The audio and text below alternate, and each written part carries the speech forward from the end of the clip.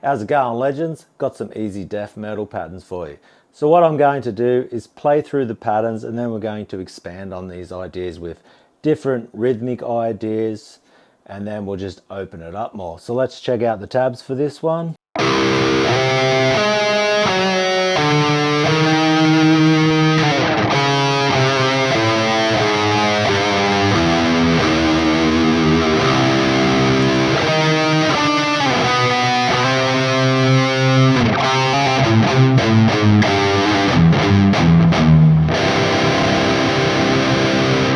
So let's expand on these ideas. We'll crack out the tabs again, and then we're going to look at that very first pattern and the first E. We're going to do that as a low power chord. Just chug on that power chord, and then we'll throw in the other notes.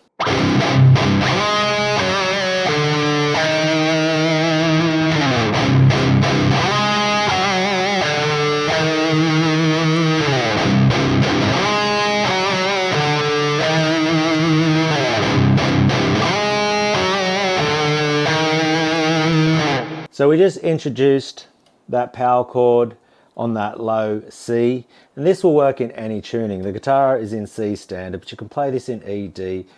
These patterns and these concepts, tuning is, I would say, more of a personal choice than things have to be in certain tunings.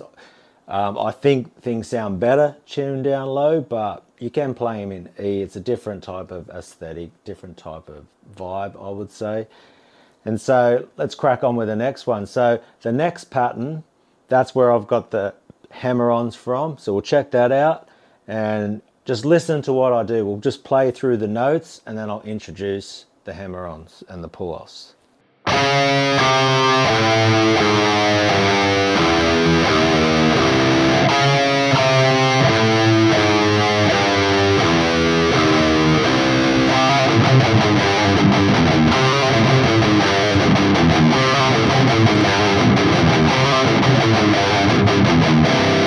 So as you can hear with that one, we've taken that second pattern and then the last riff with the hammer-ons and the pull-offs, and it's got some palm muting in there, is based off that pattern right there. So now what we're going to do is mix the very first pattern with the hammer-ons and pull-offs, and that's going to sound like this.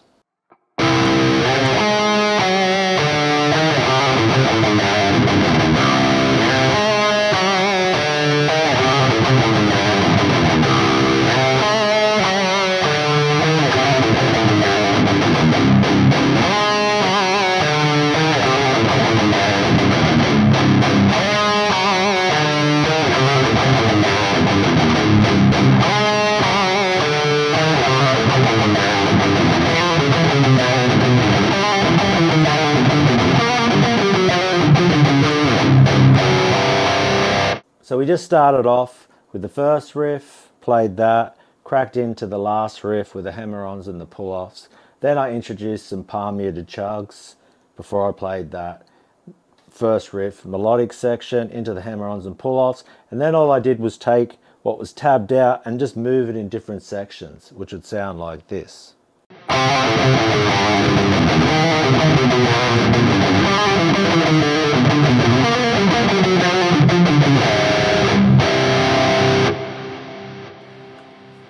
So as you can hear then, I've just moved the riff around. You can just move it anywhere. You could even move it to different lots of strings. I'm doing it on 4, 5 and 6 strings and moving it up. We could go to 3, 4 and 5 strings, sound like this.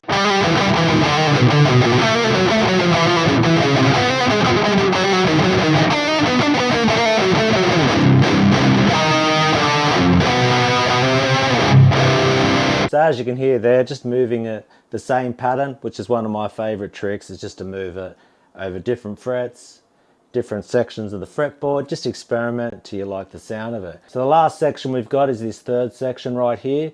We could add in a note right there for a chugged power chord, palm mute it, you know, you highlight this section like that. There's a palm mute on that one. You get the idea. But I want you to experiment with these, and then we're just going to do some octave chords. So you've got the first main riff, you've got the pattern that this riff is based off, and then we've got the octave chord. I want you to experiment with how many chugs you do on this low chord, how do you fit it in. You could alternate the order of this one, you know, slide from 9 to 10. This is just a basic outline, and I want you to be creative and start to experiment. So let's do that and we'll hear what it sounds like.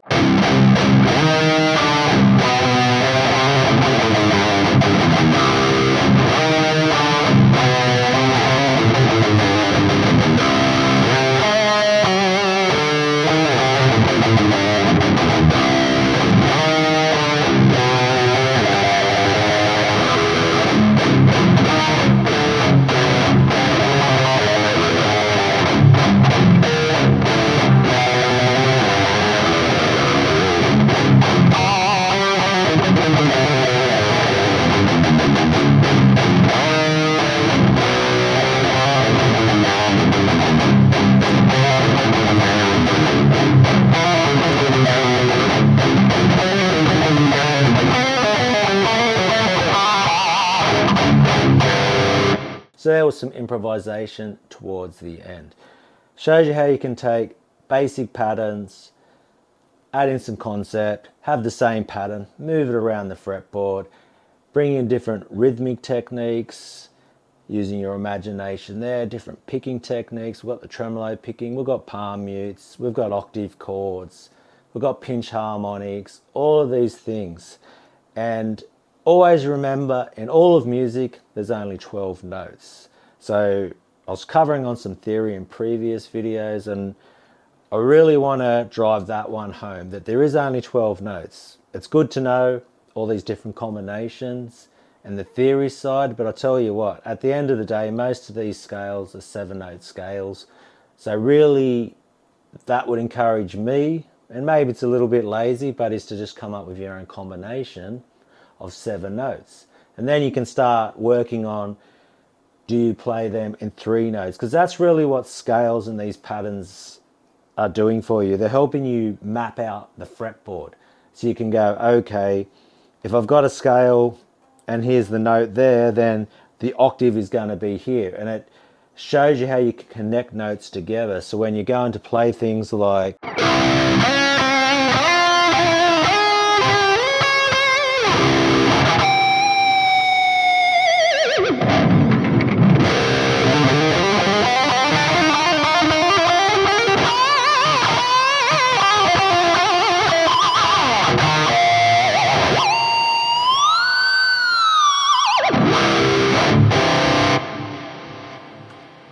really all it's going to do is let me know that, okay, if I go, 8-7, and I sort of know these shapes. I know if I slide from this note up to this, I go 18-17 from these notes here, or 6 and 5, or when I go for a legato type of thing where I'm